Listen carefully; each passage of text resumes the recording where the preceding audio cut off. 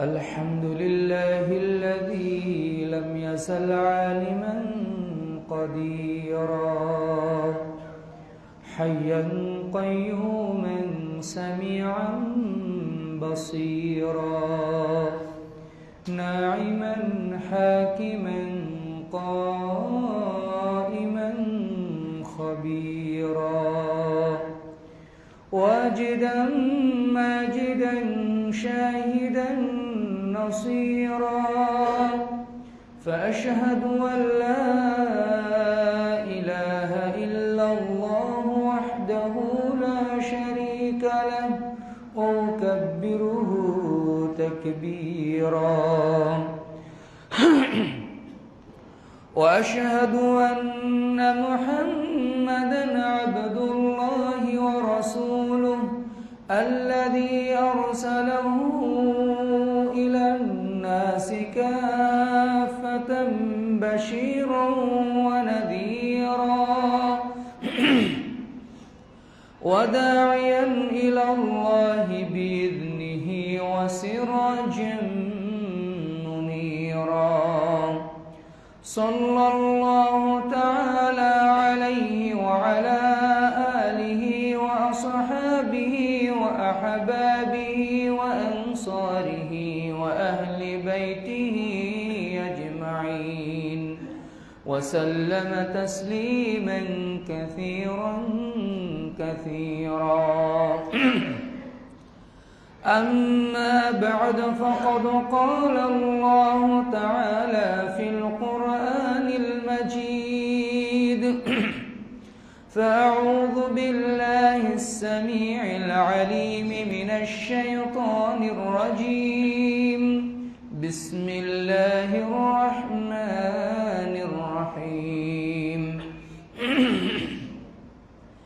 إن عدة الشهور عند الله 12 شهرا في كتاب الله يوم خلق السماوات والأرض منها 4 حرم ذلك الدين القيم فلا تظلموا فيهن أنفسكم إلى آخر الآية. وقال النبي الأمين صلى الله عليه وسلم وصيام يوم عاشوراء أحتسب على الله أن يكفر السنة التي قبله رواه مسلم. যাবতীয় প্রশংসা মহান রব্বুল আলামিনের জন্য নিবেদিত, যে মহান রব্বুল আলামিন আমাদেরকে তার দয়া এবং রহমত দিয়ে আমাদেরকে আজকের এই জুমার খুতবাতে অংশগ্রহণ করার তৌফিক দান করেছেন। সে আল্লাহ পাকের শুকরিয়া আদায় করছি সকল অন্তঃস্থল থেকে বলে আলহামদুলিল্লাহ। দরুদ ও সালাম বর্ষিত হোক তার শেষ নবী বিশ্ব নবী মুহাম্মদ রাসূলুল্লাহ সাল্লাল্লাহু আলাইহি ওয়াসাল্লামের প্রতি। সম্মানিত মুসলিমবৃন্দ, সম্মানিতা মা ও ভগ্নীগণ, আজকের খুতবাতে আমাদের আলোচনার বিষয় হচ্ছে শিয়াদের পরিচয় এবং তাদের ভ্রান্ত আকীদা, এবং তার শুরুতে আমরা আশুরা সম্পর্কে কিছু আলোকপাত করব, যেহেতু আজকে আশুরার দিন। ওমা তৌফিকি ইল্লা বিল্লাহ আলাইহি তাওয়াক্কালতু ইলাইহি উনীব রব্বি ইশরাহ লি সাদরি ওয়াইসির লি আমরি ওয়াহলুল উকদাতাম মিন লিসানি ইয়াফকাহু কওলি আল্লাহুম্মা লা ইলমা লানা ইল্লা মা 'আল্লামতানা ইন্নাকা আনতাল আলিমুল হাকীম اللهم انفعنا بما علمتنا وعلمنا ما ينفعنا وزدنا علما والحمد لله على كل حال ونعوذ بالله من حال أهل النار اللهم اجعلنا من الذين آمنوا وعملوا الصالحات وتواصوا بالحق وتواصوا بالصبر آمين يا رب العالمين. সম্মানিত মুসলিমবৃন্দ, সম্মানিতা মা ও ভগ্নীগণ, আজকে হচ্ছে আশুরার দিন। আশুরা শব্দটি এসেছে আরবি আশার শব্দ থেকে, আইন শিন র, যার অর্থ হচ্ছে 10। আশুরা ফাউলা, এর ওজনে আশুরা হচ্ছে বলা হয় কোনো নির্দিষ্ট এবং বিখ্যাত দিনকে এই মানে ওজনে নিয়ে আসা হলে সেটা কোনো বিখ্যাত দিনকে বোঝানো হয়। আর আশুরা হচ্ছে ইসলাম আসার আগেও মুসা আলাইহিস সালামকে যখন আল্লাহ তাআলা ফেরাউনের কবল থেকে মুক্তি দিয়েছিলেন, ওই যে সেই বিখ্যাত ঘটনা, ফেরাউন বনী ইসরায়েলের পিছনে ধাওয়া করলো, আল্লাহ রসুল মুসা আলাইহিস সালাম বাহরে কুলজুমে আটকে গেলেন। সবাই বলল যে আমরা তো ধরা খেয়ে গেলাম, ইন্না লামুদরাকুন। তখন তিনি বললেন, না, ইন্না রব্বি সাইহাদিন, আমার রব আমাকে পথ দেখাবেন। আল্লাহ বললেন, তুমি তোমার লাঠি দিয়ে বাহরে কুলজুমে আঘাত করো। সাথে সাথে 12টি রাস্তা তৈরি হয়ে গেল, একদম পানি দুই পাশে দাঁড়িয়ে গেল এবং তিনি নিরাপদে পার হয়ে গেলেন। আর ফেরাউন যখন ওই পথ অতিক্রম করতে ধরলো, অর্থাৎ বাহরে কুলজুম যখন পার হতে লাগলো, তখন আল্লাহ তাআলা পানিকে মিলিত হতে বললেন এবং ফেরাউনকে সদল বলে ওখানে ডুবিয়ে মারলেন। তখন মুসা আলাইহিস সালাম, এটা ছিল ঐতিহাসিক এই আশুরার দিন, 10 মুহররম, এবং আল্লাহ তাআলার শুকরিয়া স্বরূপ মুসা আলাইহিস সালাম এবং বনী ইসরাঈলরা সেই দিন সিয়াম রাখলো এবং তারপরে তারা সিয়াম রাখত। এবং পরবর্তীতে ঈসা আলাইহিস সালামের শরীয়তেও এই সিয়ামের বিধান ছিল। নাজাতে মুসা আলাইহিস সালামের মুক্তির মানে শুকরিয়া স্বরূপ এই সিয়ামটা রাখা হতো ঈসা আলাইহিস সালামের শরীয়তে। এমনকি আল্লাহ রাসূল যখন নবুয়ত পাননি সেই সময়েও জাহিলি আরবের লোকেরা আশুরার সিয়াম রাখত। আল্লাহ রাসূল যখন মদিনায় গেলেন, মদিনায় গিয়ে দেখলেন যে ইহুদিরাও এই দিন সিয়াম রাখে। তখন তিনি বললেন, তোমরা কেন সিয়াম রাখো? তখন তারা বলল, এই দিন আল্লাহ তাআলা মুসা আলাইহিস সালামকে রক্ষা করেছিলেন, ফেরাউনকে ডুবে মেরেছিলেন, এই জন্য আমরা সিয়াম রাখি। তখন মুসা আলাইহিস সালাম বলেছিলেন, ওয়ানাহনু আহাক্কু বিমূসা মিনকুম, মুসা আলাইহিস সালামের অনুসরণের ক্ষেত্রে তোমাদের চেয়ে আমরা বেশি হকদার। সুতরাং আল্লাহ রাসূল সাল্লাল্লাহু আলাইহি সাল্লাম একদম ব্যাপকভাবে মানুষদেরকে সিয়াম রাখতে নির্দেশ দিলেন। এমনকি সাহাবায়ে ছোট ছোট বাচ্চারাও আশুরার সিয়াম রাখত। ফরজ সিয়াম অর্থাৎ রমাদানের সিয়াম ফরজ হওয়ার আগে এটা বিধিবদ্ধ ছিল, আর রমাদানের সিয়াম যখন ফরজ হয়ে গেল তখন এটা ঐচ্ছিকে পরিণত হয়ে গেল। আমি খুবই সংক্ষেপে বললাম, কারণ আশুরার ব্যাপারে আমরা আলোচনা অনেকটা জানি। আশুরার সিয়াম কিন্তু এই নাজাতে মুসার শুকরিয়ার জন্য, আলহামদুলিল্লাহ অনেকে আমরা হয়তো সিয়াম রেখেছি, গতকালকেও রেখেছি, কিন্তু আল্লাহ রাসূল সাল্লাল্লাহু আলাইহি সাল্লামের মৃত্যুর 50 বছর পরে 61 হিজরিতে আরেকটি ঐতিহাসিক ঘটনা ঘটে। সেটা হচ্ছে কারবালার যে ঘটনাটা। কারবালার ঘটনা হোসেন রাদিয়াল্লাহু আনহু সপরিবারে উবাইদুল্লাহ ইবনে জিয়াদের মাধ্যমে তিনি আক্রান্ত হন এবং তাকে হত্যা করা হয় এবং তার দেহ থেকে তার মস্তক ছিন্ন করা হয় এবং খুব নির্মমভাবে তাকে হত্যা করা হয়। এই যে হৃদয় বিদারক একটা ঘটনা ঘটেছিল কিন্তু কাকতালীয়ভাবে এই 10 মুহররমে। এই জন্য পরবর্তীতে শিয়ারা এই 10 মুহররমকে ঈদের দিন ঘোষণা করে। বিশেষ করে 4র্থ শতাব্দী হিজরিতে বাগদাদের সর্বপ্রথম এটা শুরু হয়। আর তখন থেকে যেহেতু মুঘল আমলে এই উপমহাদেশ যেহেতু শিয়ারা শাসন করত এবং এই বাংলার নবাবরাও অনেকেই শিয়া ছিল, এমনকি শেষ নবাব সিরাজউদ্দৌলাও শিয়া ছিলেন, সুতরাং তার একটা প্রভাব আমাদের এই বঙ্গে অর্থাৎ এই উপমহাদেশে রয়েছে। এজন্য দেখবেন যে টিভি পত্র পত্রিকাতে আশুরায়ে মুহররম মানে কারবালার ইতিহাস, অথচ ইসলাম পূর্ণতা পেয়েছে কারবালার ইতিহাস সংগঠিত হওয়ার 50 বছর পূর্বে। সুতরাং আমরা যখন সিয়াম রাখবো তখন যেন আমরা ওই উদ্দেশ্যেই রাখি যে মুসা আলাইহিস সালামকে আল্লাহ তাআলা বাহরে কুলজুম থেকে এবং ফেরাউনের কবল থেকে মুক্তি দিয়েছিলেন। আল্লাহ রাসূল সাল্লাল্লাহু আলাইহি ওয়াসাল্লাম বলেছেন, সিয়ামু ইয়াউমি আশুরা আহতাসিবু আলাল্লাহি আন ইউকাফিরাস সানাতা আল্লাতী ক্বাবলাহু। আশুরার সিয়ামের ব্যাপারে আমি আল্লাহর কাছে ইচ্ছা পোষণ করি, আশা রাখি যে তিনি এর বিনিময়ে বান্দার পূর্বের 1 বছরের গুনাহ ক্ষমা করে দিবেন। সুবহানাল্লাহি বিহামদি। অনেক ফজিলতপূর্ণ সিয়াম, জান্নাত পিয়াসী মুমিন বান্দাকে এটা পরিত্যাগ করা আদৌ উচিত নয়। কিন্তু এই আশুরায়ে মুহররমকে এই এত ফুলিয়ে ফাঁপিয়ে এত বিখ্যাত হয়ে যাওয়ার বাংলাদেশে অনেক কিছু কারণ আছে। কারণ বাংলাদেশের মানুষ আগে পুঁথি এবং গল্প উপন্যাস সাহিত্য এগুলোর মাধ্যমে ধর্ম জেনেছে, ইতিহাস জেনেছে বিষাদ সিন্ধু থেকে, মীর মোশাররফ হোসেনের বিষাদ সিন্ধু থেকে। বিষাদ সিন্ধুর লেখক মীর মোশাররফ একজন শিয়া এবং তিনি এই কারবালার ইতিহাসকে এত রং চং দিয়ে বর্ণনা করেছেন যে ইয়াজিদ, এখন মানুষ বলে ইয়াজিদের বংশধর, ইয়াজিদ হচ্ছে একদম তিনি মালউন। তারপরে মুআবিয়া রাদিয়াল্লাহু আনহুকেও অভিশপ্ত মনে করা হয়।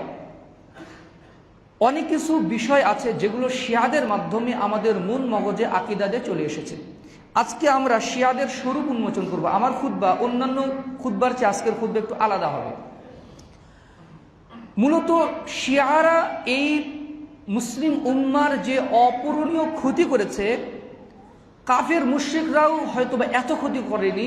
শিয়ারা মুসলিমদের, বিশেষ করে তাওহীদপন্থীদের যত ক্ষতি করেছে।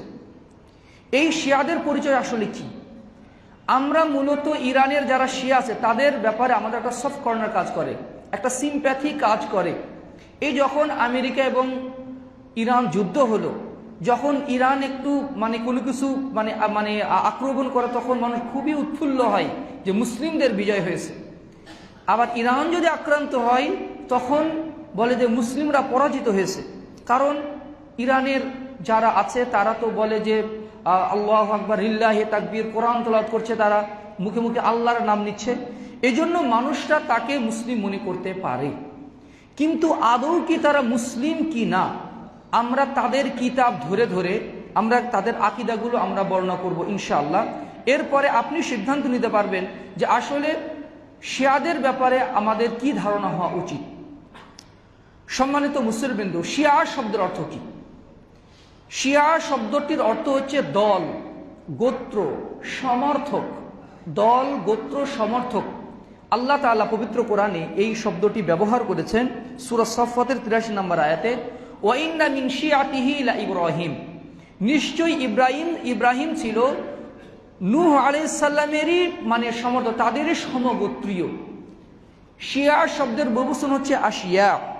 এই শব্দটি সূরা সাবার 54 নম্বর আয়াতে আল্লাহ তাআলা বলেছেন, কামা ফুইলা বিআশিয়াইহিম মিন ক্বাবল, যেমন পূর্বে তাদের সমনাদের সাথে করা হয়েছিল। মূলত শিয়াদের সংজ্ঞা এক বাক্যে দেওয়া কঠিন, কারণ শিয়াদের ইতিহাস এত পেঁচালো এবং এত শাখা প্রশাখা এদের রয়েছে, এক বাক্যে এদের সংজ্ঞায়িত করা খুবই কঠিন। কারণ শিয়াদের যখন উৎপত্তি হয়েছিল এদের রূপ ছিল এক ধরনের, এক শতাব্দী পরে তাদের রূপ পাল্টে যায় আরেক ধরনের, আরেক শতাব্দী পরে তার তৃতীয় পর্যায়ে তাদের রূপ আরেক ধরনের হয়ে যায়। সুতরাং এক বাক্যে শিয়াদের সংজ্ঞায়িত করাটা কঠিন। তবে বর্তমান যারা শিয়া আছে তারা হচ্ছে যারা আলী রাদিয়াল্লাহু আনহুকে সর্বশ্রেষ্ঠ মনে করে এবং আল্লাহর মতো মনে করে, যারা আবু বকর, ওমর, ওসমান রাদিয়াল্লাহু আনহুম আজমাইন সহ যত সাহাবাই কেরাম আছেন, 4 জন সাহাবী ব্যতীত সবাইকে কাফের মনে করে এবং তারা বিশ্বাস করে যে আল্লাহ রাসূলের জীবদ্দশাতে শুধু এই 4 জন সাহাবী ব্যতীত আল আহলুল বাইতের কয়েকজন ব্যতীত সবাই মুনাফিক ছিলেন। আল্লাহ রাসূলের তিরোধানের পরে তারা সবাই মুরতাদ হয়ে গেছেন। এই জন্য তারা সালাতের পরে আবু বকর, ওমর, ওসমান তাদের প্রতি লানত করাকে কুরবাতুন মিন কুরবাতিল্লাহি তাআলা, আল্লাহ তাআলার নৈকট্য লাভের একটি মাধ্যম তারা মনে করে, যারা সাহাবায়ে কেরামকে গালি দিয়ে থাকে। আর এদের আরেকটি শাখা হচ্ছে রাফিজি। মূলত রাফিজি এদেরকে এই জন্য বলা হয়, তারা আবু বকর এবং ওমর রাদিয়াল্লাহু আনহু এবং ওসমান রাদিয়াল্লাহু আনহুর ইমামত অর্থাৎ তাদের খেলাফতকে প্রত্যাখ্যান করে। রাফিজ শব্দের অর্থ হচ্ছে প্রত্যাখ্যানকারী। রাওয়াফিজ প্রত্যাখ্যানকারীগণ, এটা বহুবচন শব্দ। এদের প্রত্যাখ্যানকারী যারা আল্লাহ রাসূল সাল্লাল্লাহু আলাইহি ওয়াসাল্লামের পরে আবু বকর, ওমর এবং ওসমান এই 3 জনের খেলাফতকে প্রত্যাখ্যান করে, তাদেরকে বলা হয় রাফিজি শিয়া। যদিও শিয়ারা নিজেদেরকে রাফিজি বললে তারা মনক্ষুণ্ণ হয়, এই নামে তারা নিজেদেরকে নামাঙ্কিত করতে চায় না। মূলত তাদেরকে এটা বলা হয় এই কারণেই, ইতিহাসে এর অনেক প্রমাণ রয়েছে।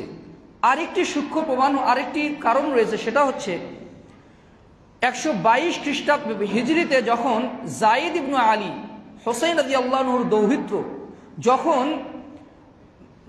বিদ্রোহ করেন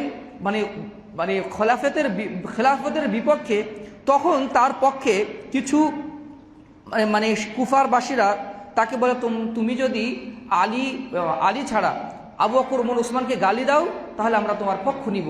কিন্তু তিনি আলী রাদিয়াল্লাহু তার আবু বকর ওমর ওসমানকে গালি দেননি, এই জন্য তারা তার পক্ষ ত্যাগ করে, এই জন্য তাদেরকে রাওয়াফেজ বলে বলা হয় বলে ইতিহাসে স্বীকৃত আছে। অর্থাৎ মানে শিয়াদের মানে ধারা মূলত এরা পরিচিত দুইটি নামে, যেমন শিয়াতু আলী, আলীর বংশ, আলীর সমর্থক, আলীর দল। এটার একটা কারণ আছে, সেটা আমরা পরে বলছি। আরটা হচ্ছে রাওয়াফিজ। রাওয়াফিজীদের ব্যাপারে ইমাম আহমদ ইবনে হাম্বল রাহিমাহুল্লাহ তিনি বলেছেন, তাবাকাতুল হানাবিলার ৩য় খণ্ডের 1252 নম্বর পৃষ্ঠায়, হুমুল্লাযীনা তাবাররাউনা মিন আসহাবি মুহাম্মাদিন সাল্লাল্লাহু আলাইহি ওয়াসাল্লাম, রাফিজি হচ্ছে তারা যারা রাসূল সাল্লাল্লাহু আলাইহি সাল্লামের সাহাবায়ে কেরাম থেকে নিজেদেরকে সম্পর্ক ছেদ করে, নিজেদেরকে সম্পর্ক ছিন্ন করে নেয়। ওয়াসুব্বুনাহুম, তাদেরকে গালিগালাজ করে। ওয়াতানাক্কাসুনা, তাদের মর্যাদাকে খাটো করে। ওয়ুকাফিরুনাল আইম্মাতা ইল্লা আরবাআতান, এমনকি 4 জন সাহাবী ব্যতীত সবাইকে কাফের মনে করে। ওই 4 জন সাহাবী কারা? আলীউন ওয়া আম্মারুন ওয়া মিকদাদুন ওয়া সালমান ইবনুল ফারিসি। সালমান ফারিসি, মিকদাদ রাদিয়াল্লাহু আনহু, আম্মার ইবনে ইয়াসার, আলী রাদিয়াল্লাহু আনহু, এই কয়জন ব্যতীত যত সাহাবী আছে সবাইকে তারা কাফের মনে করে, তাকফির করে। ওয়ালাইসাতির রাফিদাতু মিনাল ইসলামি ফি শাই, ইসলামে রাফিজিদের কোনো অবস্থান নেই। এই ব্যাপারে মুহাদ্দিসে কেরামের আরো অনেক উক্তি আছে, সেগুলো আমরা বলছি না। এবার আসুন, শিয়াদের উৎপত্তি হলো কোথায় থেকে, এদের উৎপত্তি কোথায় থেকে? শিয়াদের উৎপত্তি এবং ক্রমবিকাশ ইতিহাসে একদিন রচিত হয়নি, এটার কয়েকটি পর্যায় আছে। আমরা মোটামুটি 3টি পর্যায়ে ভাগ করতে পারি। প্রথম পর্যায়ে শিয়ারা ছিল মূলত একটা স্রেফ একটা রাজনৈতিক পক্ষাবলম্বন ছিল শিয়াদের। সেটা কি? ওসমান গনি রাদিয়াল্লাহু আনহুর খেলাফতকালের শেষ দিকে আব্দুল্লাহ ইবনু সাবা নামে একজন ইয়ামানের একজন ইহুদি, সে মুসলিম ছদ্মবেশে ইসলাম গ্রহণ করে। সে ইসলাম গ্রহণ করেছে বটে, কিন্তু আদতে সে মনে প্রাণে ইসলাম গ্রহণ করেনি। তার মাধ্যমে সর্বপ্রথম খেলাফতের বিপক্ষে একটা বিদ্রোহের দানা বাঁধে এবং সর্বশেষ, আমি কাহিনীটা খুবই সংক্ষেপে বলছি, এবং শেষ পর্যন্ত তারা ওসমান গনি রাদিয়াল্লাহু আনহুকে হত্যা করে ফেলে। ওসমান গনি রাদিয়াল্লাহু আনহুর রক্তে রঞ্জিত হয় তাদের অস্ত্র, এবং এই হত্যাকাণ্ডের পরে সারা বিশ্বব্যাপী একটা আলোড়ন তৈরি হয়। ওই সময় মুআবিয়া রাদিয়াল্লাহু আনহু ছিলেন সিরিয়ার গভর্নর, এবং তিনি সহ অন্যান্য সাহাবায়ে কেরাম একটা দাবি জানান যে যারা ওসমান গনি রাদিয়াল্লাহু আনহুকে হত্যা করেছে তাদেরকে কালক্ষেপণ না করে অনতি বিলম্বে তাদেরকে কি করতে হবে, তাদের বিচার করতে হবে। কিন্তু রাজনৈতিক পরিস্থিতিটা এত জটিল ছিল, আলী রাদিয়াল্লাহু আনহু চাইলেই এটা ট্যাকল দিতে পারছিলেন না, এবং তিনি মনে করছিলেন যে একটু পরে যদি আমরা একটু সময় নিয়ে যদি আমরা বিচারটা করি তাহলে এটা কল্যাণকর হবে। কিন্তু তারা বলছিল না, এখনই বিচার করতে হবে, এখনই বিচার করতে হবে।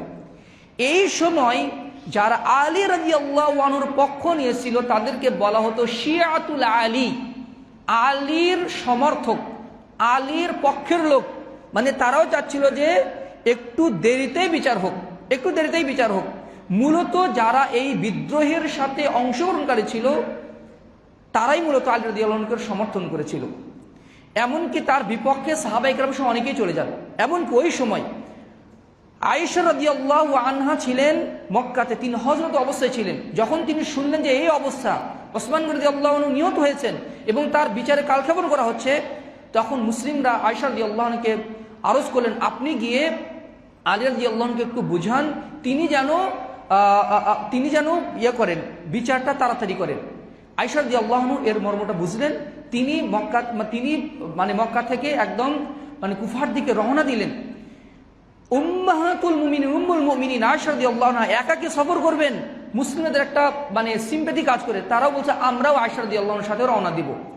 আয়েশা রাদিয়াল্লাহু আনহার সাথে তারাও রওনা দিল। এই করতে করতে একটা বড় একটা কাফেলা হয়ে গেল। মূলত আয়েশা রাদিয়াল্লাহু আনহু আলী রাদিয়াল্লাহু আনহুকে এই কথাটা বোঝাতে চাচ্ছিলেন। এরপরে যখন এটা রওনা দিল, কিছু কানভারি করা লোক আলী রাদিয়াল্লাহু আনহুকে বললেন, দেখেন আপনার বিপক্ষে আয়েশা রাদিয়াল্লাহু আনহা বিদ্রোহ করে ফেলেছে, আপনার বিপক্ষে অভিযান প্রেরণ করবে।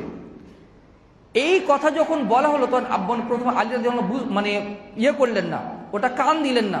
যখন সাক্ষাৎ হলো আয়েশা রাদিয়াল্লাহু আনহা বললেন, মানে সব কিছু ঠিকঠাকই ছিল, যে আমরা মানে কোনো মানে বিদ্রোহ করতে আসিনি, আমরা কোনো কিছু করতে আসিনি, শুধু এই দাবিটা জানাতে এসেছিলাম যে ওসমান রাদিয়াল্লাহু আনহুর হত্যার বিচার করা হোক।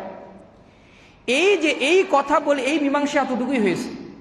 রাতের গভীরে এই ইহুদিরা অর্থাৎ এই মানে শিয়া যারা অর্থাৎ যারা বিদ্রোহ করেছিল, এরা আলী রাদিয়াল্লাহু আনহুর দলের উপরে অতর্কিত একটা হামলা চালায়। তখন আলী রাদিয়াল্লাহু আনহু বলে, আরে আমরা মীমাংসা করলাম আর আমাদের উপরে আক্রমণ চালানো হলো। এইবার একটা অনাকাঙ্ক্ষিত একটা যুদ্ধ বেঁধে যায়, যাকে বলা হয় উসরের যুদ্ধ। উসরের যুদ্ধ আলী রাদিয়াল্লাহু আয়েশা রাদিয়াল্লাহু আনহু পরিস্থিতিটা বুঝতে পারেন। পরে আয়েশা রাদিয়াল্লাহু আনহুকে সসম্মানে মদিনায় প্রেরণ করা হয়। এরপরে আরেকটা যুদ্ধ বাদে, সেটা হচ্ছে সিফিনের যুদ্ধ। সিফিনের যুদ্ধেও এইরকম একটা অনাকাঙ্ক্ষিতভাবে মানে মুআবিয়া রাদিয়াল্লাহু আনহুর বিপক্ষে আলী রাদিয়াল্লাহু আনহু যুদ্ধ হয়ে যায়। এই সময় যারা আলী রাদিয়াল্লাহু আনহুর পক্ষ অবলম্বন করেছিলেন তাদেরকে বলা হতো শিয়া, তাদেরকে বলা হতো শিয়া। এবং তারা এই পর্যায়ে তারা অনেকটা বাড়াবাড়ি করে ফেলেছিল। যেমন তাদের ব্যাপারে ইমাম ইবনে তাইমিয়া বলছিলেন, এই সময় যারা কুচক্রী শিয়া, যারা উদ্দেশ্য প্রণোদিতভাবে এই দলে যোগদান করেছে, তারা ব্যতীত অনেকেই সরল মনা মানুষ এদের ভিতরে চলে আসে। তাদের ব্যাপারে ইমাম ইবনে তাইমিয়া রাহিমাহুল্লাহ বলতেন, কানাতিশ শিয়াতুল মুতাকাদ্দিমুন আল্লাযীনা সাহিবু আলিয়ান আও কানু ফি যালিকা যামানি লাম ইয়াতানাযাউ ফি তাফদীল আবি বকর ওয়া উমর ওয়া ইনমা কানা নিসাউহুম ফি তাফদীল আলী ওয়া উসমান। ওই পর্যায়ে যারা শিয়া ছিল, যারা আলী রাদিয়াল্লাহু আনহুর সাথে মানে যারা মানে ছিলেন, তাদের ব্যাপার তাদের সময় আবু বকর এবং ওসমান, আবু বকর এবং ওমর রাদিয়াল্লাহু আনহুর মর্যাদার ব্যাপারে কোনো দ্বিমত ছিল না। তারা বিশ্বাস করতো আবু বকর ওমর রাদিয়াল্লাহু আনহু তারা অবশ্যই শ্রেষ্ঠ, তবে আলী রাদিয়াল্লাহু আনহু শ্রেষ্ঠ নাকি ওসমান রাদিয়াল্লাহু আনহু শ্রেষ্ঠ, এটা নিয়ে তাদের ভিতরে একটু দ্বিমত ছিল। এটার ব্যাপারে একটু দ্বিমত ছিল। এটা যখন একদম প্রথম পর্যায়ের শিয়া। দ্বিতীয় পর্যায়ে এই শিয়াদের মধ্যে আকীদাগত একটা বিচ্যুতি ঘটে। আব্দুল্লাহ ইবনে সাবা, যে ইয়ামানি যে গুপ্তচর, ইয়ামানি গুপ্তচর, ইহুদিদের গুপ্তচর, যে মুসলিম ছদ্মবেশে মুসলিমদের ভিতরে ঢুকে পড়ে, এ সর্বপ্রথম আলী রাদিয়াল্লাহু আনহুর পরে বাড়াবাড়ি করা শুরু করে।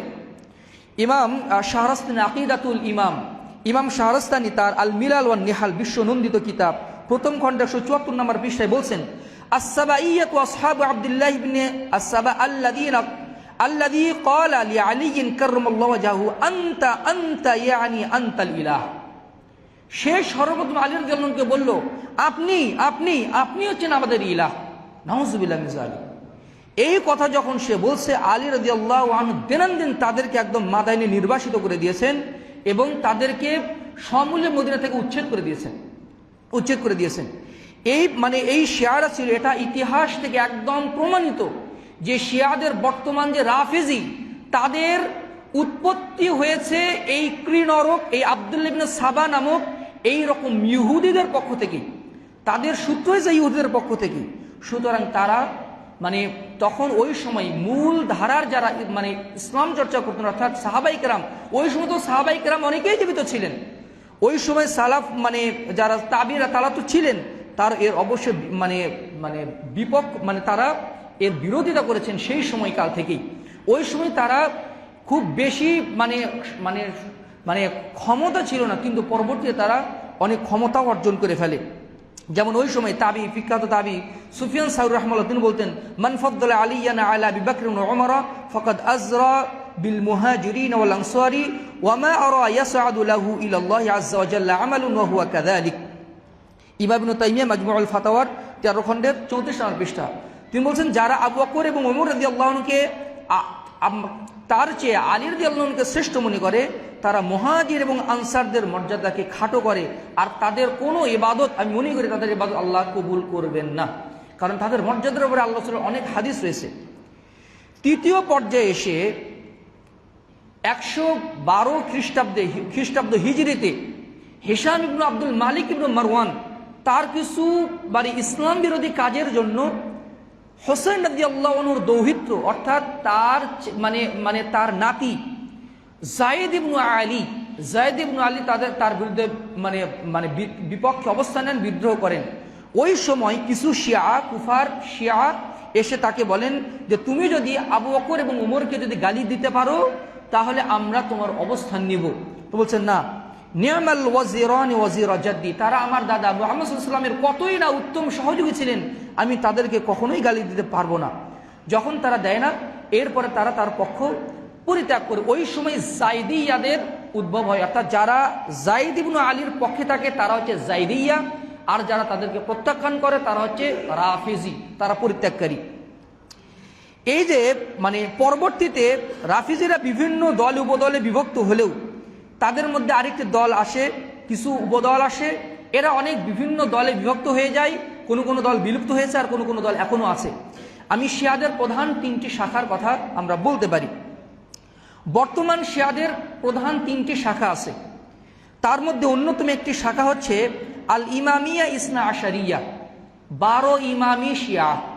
12 ইমামি শিয়া, 12 ইমামি শিয়া এরা হচ্ছে বিশ্বের বৃহত্তম এবং সবচেয়ে কট্টরপন্থী শিয়া। এদের 12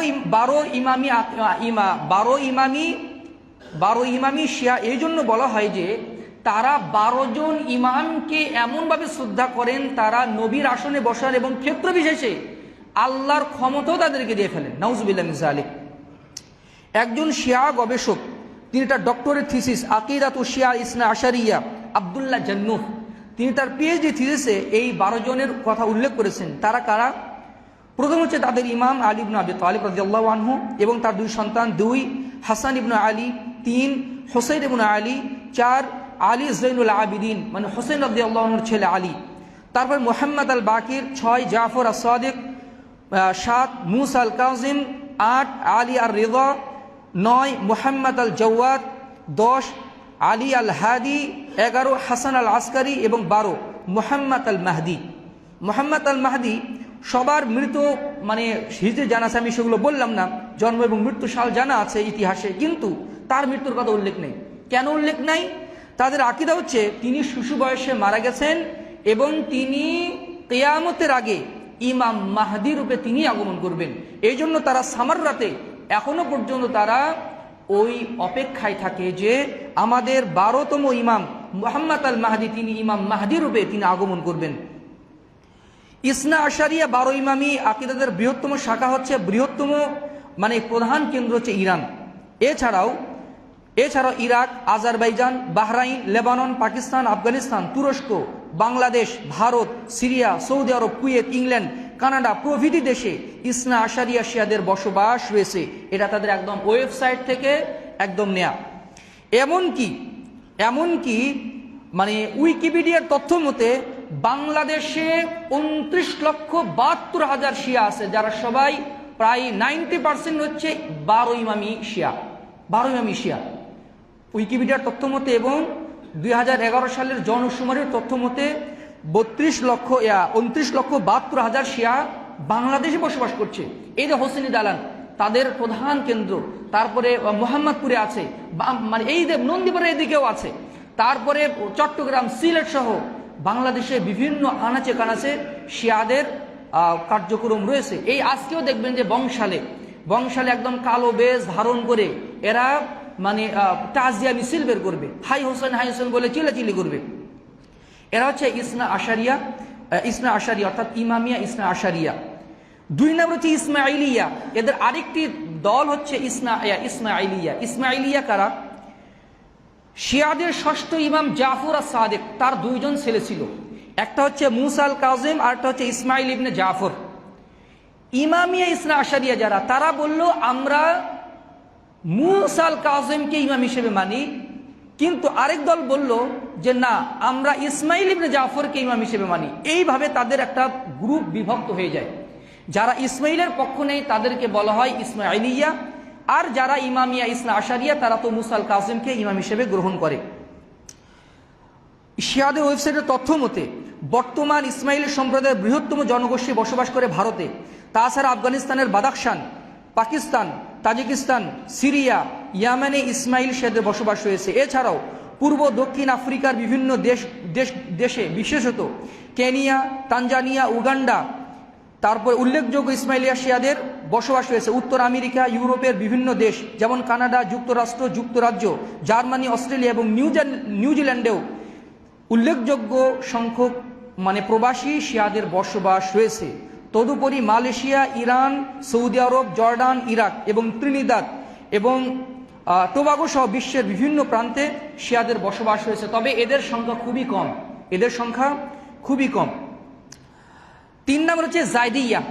জায়দিয়া কারা? যারা আমরা আগে বললাম যারা যায়েদ ইবনে আলীর পক্ষাবলম্বন করেছিল, তারা হচ্ছে জাইদি বলা হয় তাদেরকে। এই জন্য পূর্ববর্তী যারা অনেক সালাফ আছেন, তারা শিয়াদের উপরে কিছু নমনীয় ফতোয়া দিয়েছেন। মূলত তারা জাইদিয়াকেই উদ্দেশ্য করেছেন, জাইদিয়াকে উদ্দেশ্য করেছেন, কারণ তারা আবু বকর রাদিয়াল্লাহু আনহুর ইমামতকে তারা স্বীকৃতি দেয়, ওমর রাদিয়াল্লাহু আনহুর ইমামতকেও স্বীকৃতি দেয়, ওসমান গনি রাদিয়াল্লাহু আনহুর ইমামতকেও স্বীকৃতি দেয়, তবে আলী রাদিয়াল্লাহু আনহুকে শ্রেষ্ঠ মনে করে।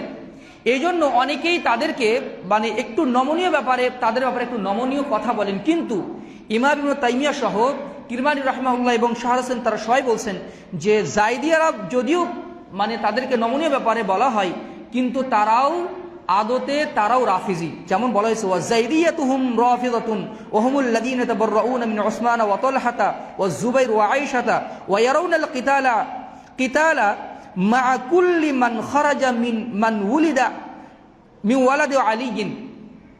এবং যারা বলছে যে জাইদিয়া যারা, তারা হচ্ছে রাফিজি, কারণ তারাও ওসমান, তালহা, জুবাইর, আয়েশা এবং এদের বিপক্ষে, এদের থেকে সম্পর্ক ছিন্ন করে এবং তাদের বিপক্ষে আলী রাদিয়াল্লাহু আনহুর বংশধরদের কেউ যদি দাঁড়ায়, সে ফাসিক হোক আর ফাজির হোক, তার পক্ষে অবলম্বন করা ফরজ। এই জন্য জাইদিয়াদেরকেও অনেকেই রাফিজি হিসেবে আখ্যায়িত করেছেন। বর্তমান জাইদিদেরকে চরমপন্থী শিয়াদের বর্তমান শিয়াদের মধ্যে জাইদিয়াদের সংখ্যা 8 থেকে 10 মিলিয়নের মতো, যাদের প্রায় সবাই ইয়েমেনে বসবাস করে।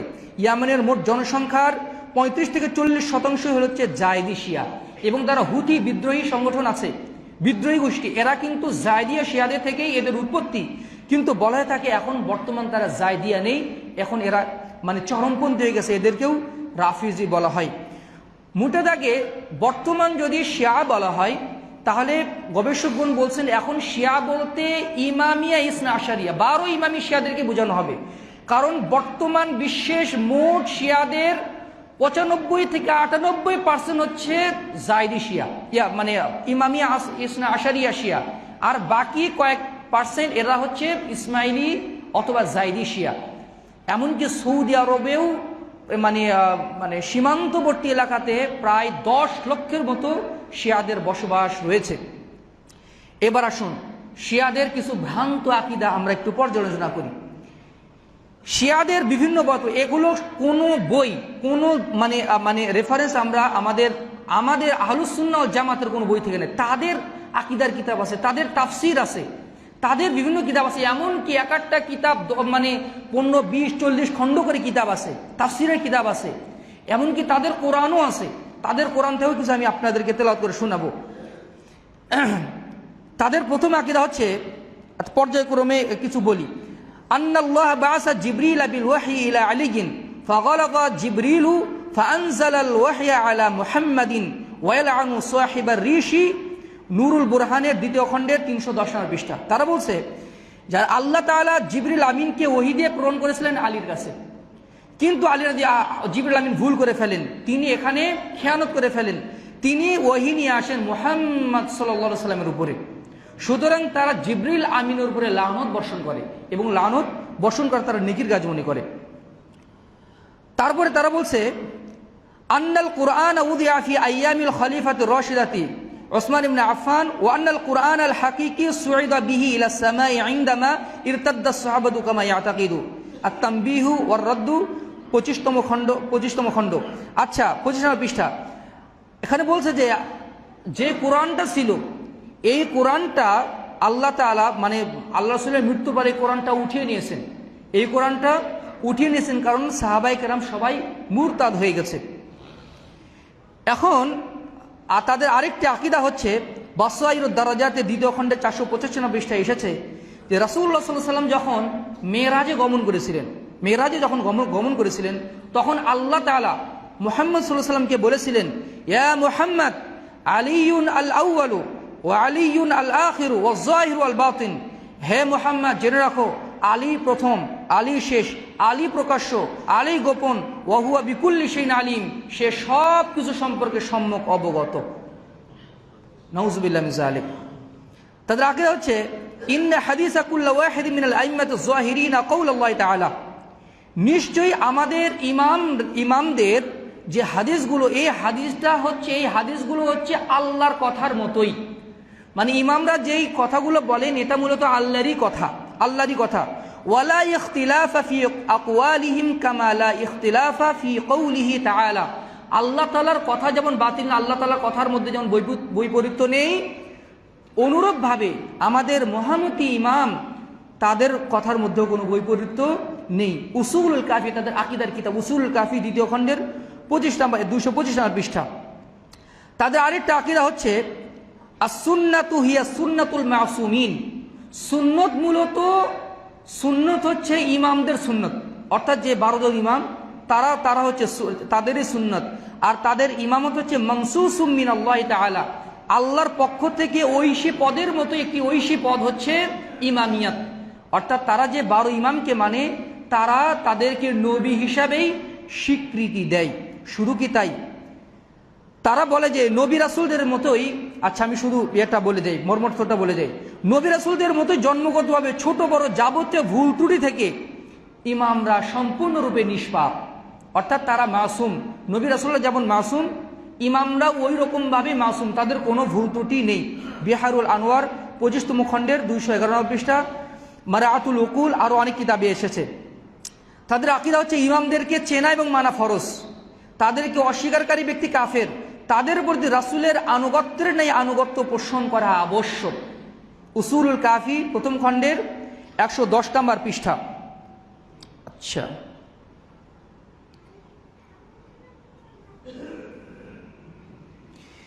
এখানে আরের বলছে ইন্নাল্লাহ তাআলা নাসাবা আলিয়ান আলামান বাইনাহু ওয়া বাইনা খালকিহি ফামান আরাফাহু কানা মুমিনান, আল্লাহ তাআলা আলী রাদিয়াল্লাহু আনহুকে একটা মর্যাদায় অধিষ্ঠিত করেছেন, তার মাঝে এবং সৃষ্টির মাঝে একটা মর্যাদা দিয়েছেন। ফামান আরাফাহু কানা মুমিনান, যেই মর্যাদা বুঝবে সেই হচ্ছে মুমিন। ওমান আনকারাহু কানা কাফিরান, যে আলী রাদিয়াল্লাহু আনহুকে নবী হিসেবে মানবে না সে হচ্ছে কাফের। ওয়ামান জালাহু কানা যাল্লান, যে ব্যক্তি এটা সম্পর্কে মানে জাহেল থাকবে সে হচ্ছে পথভ্রষ্ট। ওয়ামান নাসাবা মাহু শাইয়ান কানা মুশরিকান, আর এটার সাথে যারা অন্যকে জড়াবে সে হচ্ছে মুশরিক। ওয়ামান জাআ বিউলায়াতিহি দাখালাল জান্নাহ, আর যারা আলী রাদিয়াল্লাহু আনহুকে আবু বকর ওমরের উপরে যারা শ্রেষ্ঠত্ব দিবে তারা হচ্ছে জান্নাতি। এরপর তারা বলছে এটা রয়েছে তাদের উসুলুল কাফির 1ম খণ্ডের 331 নম্বর পৃষ্ঠা। তাদের আরেকটা আকীদা হচ্ছে লাউ আন্না আবদান আমরাহুল্লাহু ফিমা বাইনা রুকনি ওয়াল মাকামি ওয়া ফিমা বাইনাল কবরি ওয়াল মিম্বারি ইয়াবুদু আলফা আমিন সুম্মা যুবিহা আলা ফিরাশিহি মাজলুমান কামা ইউযবাহুল কাবশুল আমলাহু সুম্মা লাকিয়াল্লাহা বিগাইরি উলায়াতিনা লাকানা হাকীকান আলা আল্লাহি তাআলা ইয়াকুব্বাহু আলা মানখরিহি ফি নারি জাহান্নাম, নাউযুবিল্লাহি মিন যালিক। তারা বলছে সওয়াবুল আমাল 1ম পৃষ্ঠা নাম্বার 251, তারা বলছে যে কোনো বান্দাকে যদি আল্লাহ তাআলা রুকনে ইয়ামানি এবং মাকামে ইব্রাহিমের মধ্যবর্তী জায়গায় সে যদি ইবাদত বন্দি করে, অথবা আল্লাহ রাসূলের কবর এবং মিম্বার অর্থাৎ রাউজাতুল রিয়াদুল জান্নাহ, এখানে যদি সে আলফা আমিন 1000 বছরও যদি ইবাদত বন্দি করে, অথবা তাকে যদি মজলুম অবস্থায় হত্যা করা হয়, জবাই করা হয়, আর সে যদি আল্লাহর সামনে আসে, আর সে যদি আলী রাদিয়াল্লাহু আনহুর ইমামতকে, এই 12 ইমামকে যদি না মানে, তাহলে আল্লাহ তাআলা তাকে মুখের উপর করে একদম উপর অবস্থায় তাকে জাহান্নামের আগুনে নিক্ষেপ করবেন। নাউযুবিল্লাহি মিন যালিক। তাদের আকীদা হচ্ছে মান দাআল্লাহ বিনা আফলাহা ওয়া মান দাআহু বিগাইরিনা হালাকা ওয়াস্তাহলাকা। তাদের আকীদা হচ্ছে দোয়া করার সময় যদি ইমামদের নাম নেওয়া হয় আল্লাহ তাআলা তার দোয়া কবুল করবেন এবং সে সফল হবে, আর যে ইমামদের নাম উচ্চারণ করে দোয়া করবে না তার দোয়া কবুল হবে না, সে নিজেও ধ্বংস হবে, অপরকেও ধ্বংস করার সে কারণ হয়ে যাবে। নাউযুবিল্লাহি মিন যালিক। তাদের আকীদা হচ্ছে মান যারা কবর আবি আব্দুল্লাহ বাশশাত আল ফুরাত। আচ্ছা, মান যারা কবর আল হুসাইন ইবনে আলী ইয়াউম আশুরা আরিফান বিহাক্কিহি কামান যারাল্লাহ ফি আরশিহি নাউযুবিল্লাহ মিন যালিক। কিতাবুল মাজার প্রথম 51 নম্বর পৃষ্ঠা। তারা বলছে যে ব্যক্তি আশুরার দিন, এই যে আশুরার দিন যারা আলীর হোসেন রাদিয়াল্লাহু আনহুর মর্যাদা জেনে তার কবরকে জিয়ারত করবে, সে হচ্ছে ওই ব্যক্তির মতো যে আল্লাহ তাআলার আরশ জিয়ারত করে। নাউযুবিল্লাহ মিন যালিক। এই জন্য দেখবেন শিয়াদের মসজিদে সার্চ দিবেন, প্রত্যেক শিয়াদের মসজিদে হোসেন রাদিয়াল্লাহু আনহুর একটা কবর আছে এবং খুব সুন্দর করে সুসজ্জিত করে সাজানো আছে। এবং তারা মনে করে হোসেন রাদিয়াল্লাহু আনহুর এই আশুরার দিন কবর জিয়ারত করা ফরজ।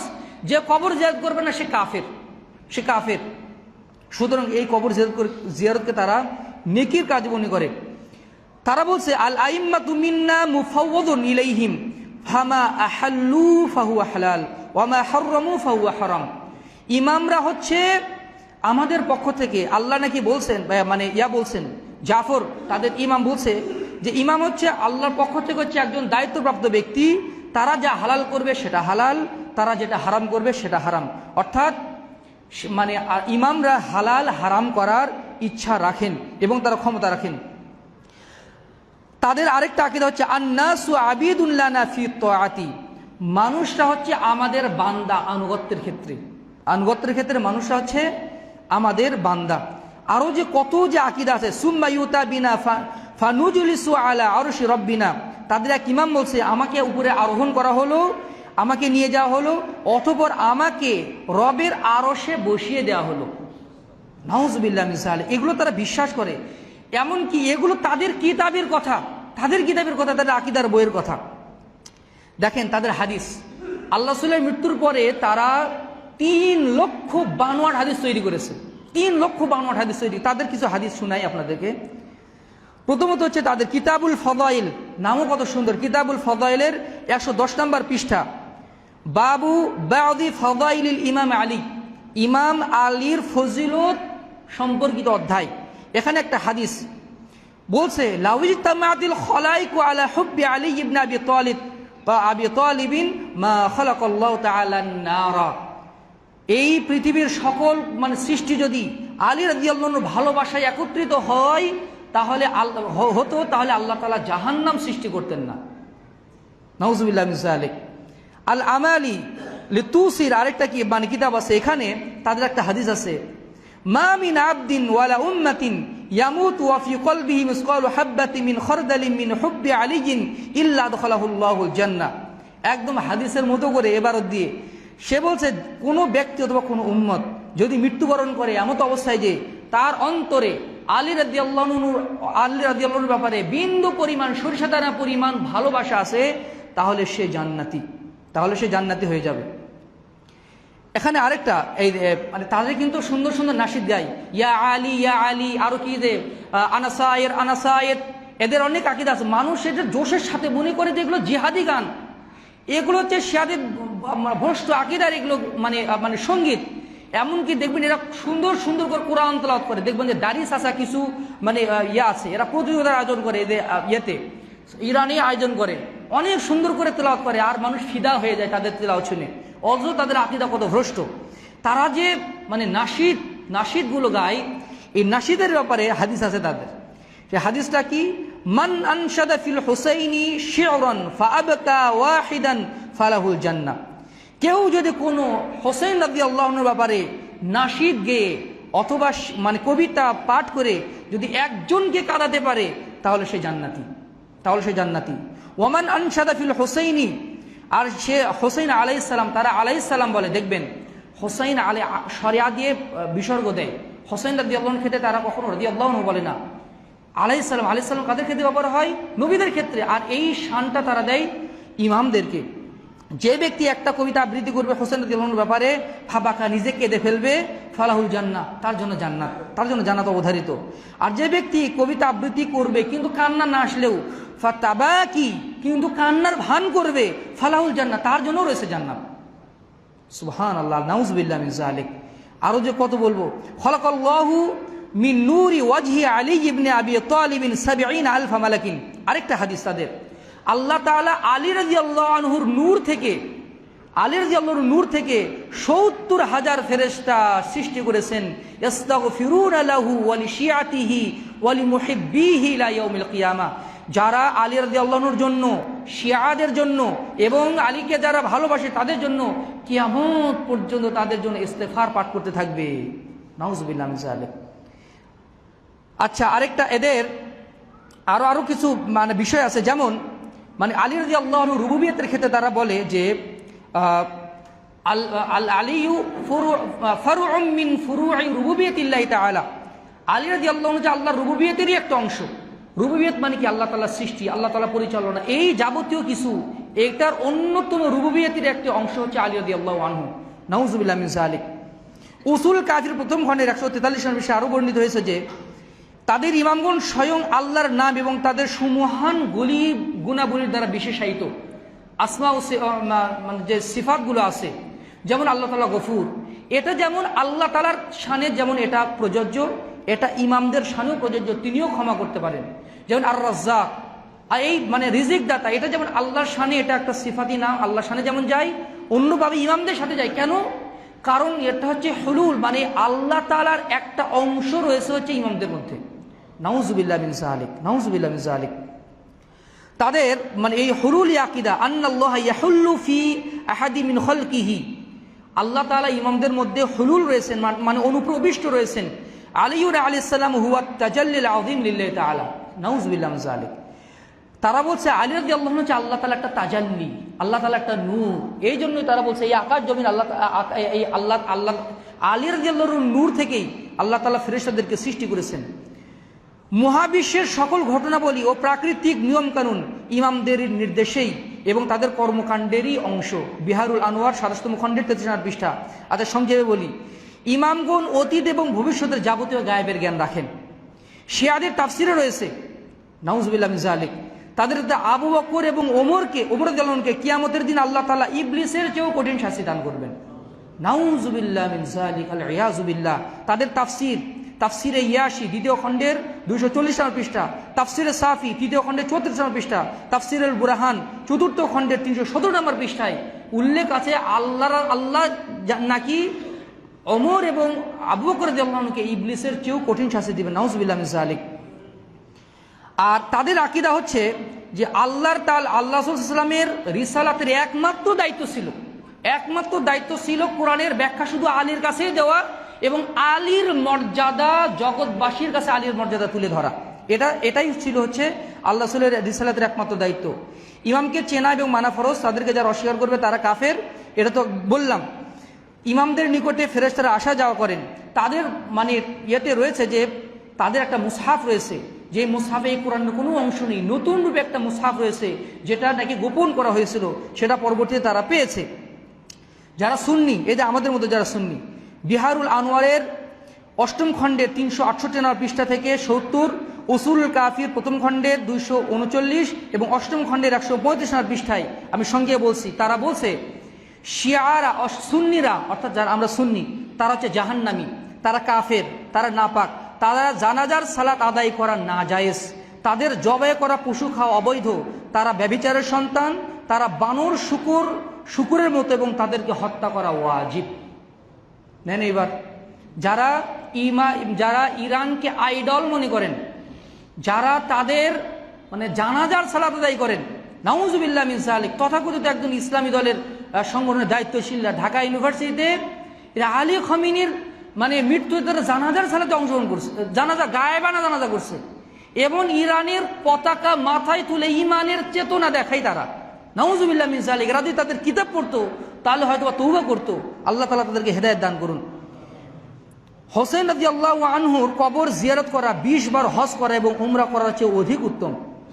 নাউজুবিল্লাহ মিন যালিক। আরও অনেক রয়েছে, এগুলো মানে বলতে মানে ঘেন্না লাগে।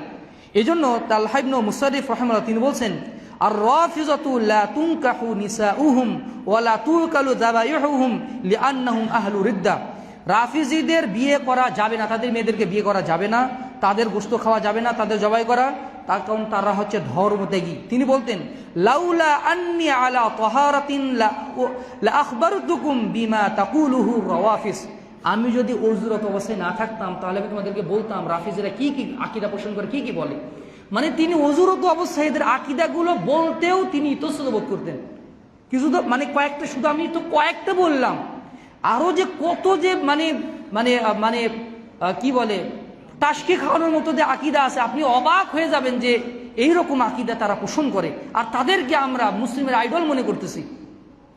লা তাসুব্বু, ইমাম বুখারী রাহিমাহুল্লাহ তিনি বলছেন তাদের ব্যাপারে, যেমন আরেকজন মানে মুহাদ্দিস মুহাম্মদ ইবনে ইউসুফ আল ফিরিয়াবি, তাদেরকে বলা হতো আচ্ছা শিয়ারা তো লা ইলাহা ইল্লাল্লাহ, তারা তো তাকবীর দেয়, তাহলে তাদের মৃত্যুর পরে কি তাদের জানাজার সালাতে অংশগ্রহণ করা যাবে?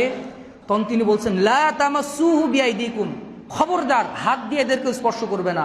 ওয়ারফাউহু বিল খাশাবি হাত্তা তুয়ারুহু ফি হুফরাতিহি, তাদেরকে হাত দিয়ে স্পর্শ করে লাঠি দিয়ে ঘুচিয়ে ঘুচিয়ে এদেরকে মানে নর্দমার ভিতরে অথবা গর্তের ভিতরে ফেলে পুঁতে ফেলবে। তিনি তাই বলছেন। ইমাম মুহাম্মদ ইবনে ইসমাঈল আল বুখারী রাহিমাহুল্লাহ তিনি বলছেন মা উবালি সাল্লাইতু খালফাল জাহমি ওয়ার রাওয়াফিদি আম সাল্লাইতু খালফাল ইয়াহুদি ওয়ান নাসারা ওয়ালা ইউসাল্লিমু আলাইহিম ওয়ালা ইউআদুনা ওয়ালা ইউনাকাহুনা ওয়ালা ইয়াশহাদুনা ওয়ালা তুকালু যাবাইহুহুম। তিনি তার বিখ্যাত কিতাব খলকু আফআলিল ইবাদ, তিনি বলছেন আমি পরোয়া করি না আমি কোন জাহমি রাফিজদের পিছনে সালাত আদায় করলাম নাকি ইহুদি নাসারাদের পিছনে সালাত আদায় করলাম। মানে তিনি শিয়াদেরকে ইহুদি নাসারাদের মতোই মনে করতেন। তিনি বলতেন তাদেরকে সালাম দেওয়া যাবে না, তারা রোগী হলে তাদেরকে দেখতে যাওয়া যাবে না, তাদেরকে বিয়ে করা যাবে না, তাদের জানাজাতে অংশগ্রহণ করা যাবে না, তাদের জবাই করা গোশতও খাওয়া যাবে না। এইবার বলেন, এই যে এই আকীদাগুলো সত্ত্বেও আরো যে আছে সেগুলো আমি বললাম না, এর পরেও কোন লোক যদি মনে করে যে শিয়ারা হচ্ছে মুসলিম, শিয়ারা হচ্ছে সৌদি আরব কি করতেছে এই উম্মাতের জন্য, শিয়ারা কত কিছু করতেছে, শিয়ারা এই মানে ইসরায়েলের বিরুদ্ধে হুঙ্কার ছাড়তেছে, মানে ঠোঁটের যুদ্ধ করতেছে তারা, এই জন্য আলীর মানে তারা ভালোবাসে মানে শিয়াদেরকে, এমনকি তারা এই যে খেলা হচ্ছে ইরানের সাপোর্ট করা নাকি ইমানের অংশ, ইমানের ছায়া ইরানের সাপোর্ট করা এই মানে মানে কি বলে এই ওয়ার্ল্ড কাপে ইরানের সাপোর্ট করা নাকি ইমানের অংশ। আর তারা কি করতেছে মাঠে যাওয়ার সময় কোরআনে চুমু খেয়ে তারা মাঠে ঢোকে, দেখলে মনে হয় মানে তারাই তো সাচ্চা ইমানদার। তারা যখন আল্লাহু আকবার ধ্বনি দেয় মনে হয় যে এরা কতই নাকি, অথচ তারা তো আপনাকে আমাকে কাফের মনে করে, আপনাকে আমাকে যারও সন্তান মনে করে, বানর শুকুরের চেয়েও নিকৃষ্ট মনে করে। এই জন্যই তো তারা সিরিয়াতে লক্ষ লক্ষ সুন্নি মুসলিমদেরকে নির্বিচারে হত্যা করেছে, আর এই হত্যা করাকে তারা নেকের কাজ মনে করেছে। তারা ইহুদিদের মাধ্যমে ফিলিস্তিনের ভূখণ্ডে অসংখ্য লক্ষ লক্ষ মুসলিমদেরকে তারা হত্যা করেছে, এই হত্যা করা তারা নেকের কাজ মনে করে। তারা যে মিসাইল বানায়, ক্ষেপণাস্ত্র বানায় শুধু মক্কা মদিনাকে দখল করার জন্য, মক্কা মদিনাকে দখল করার জন্য, তারা আপনার আমার জানের শত্রু, পাইলে তারা আমাকে হত্যা করে ফেলবে, আর আমরা তাদের জন্য মায়া কান্না কাঁদি। নাউজুবিল্লাহ মিন যালিক, আল ইয়াযু বিল্লাহ। এই 10 মুহররমের যত কিছু বেদাত শিরকি কর্মকাণ্ড চালু হয়েছে সবকিছু শিয়াদের মাধ্যমে চালু হয়েছে। বাগদাদের মানে 351 হিজরিতে মুইজুদ্দৌলা মানে শিয়া গভর্নর ছিল, যে মানে তার মাধ্যমে সর্বপ্রথম এই 10 মুহররমকে তারা ঈদের দিন ঘোষণা করে। এমনকি 18 জিলহজকে, অর্থাৎ যেদিন ওসমান গনি রাদিয়াল্লাহু আনহু মৃত্যুবরণ করেছেন সেদিন তারা ঈদে গদিরে খুম হিসেবে তারা লালন পালন করে। এই জন্য শিয়াদের অনেক কিছুই আমাদের ভিতরে চলে এসেছে, আমরা জানি না। বাগদাদ খেলাফত ধ্বংস হয়েছে এই শিয়াদের কারণে। এরা হচ্ছে মুসলিম উম্মার বিস্ফোর। সাধারণ মুসলিমরা এদের সম্পর্কে জানে না বলেই এরা মুসলিমদের আইডল মনে করে।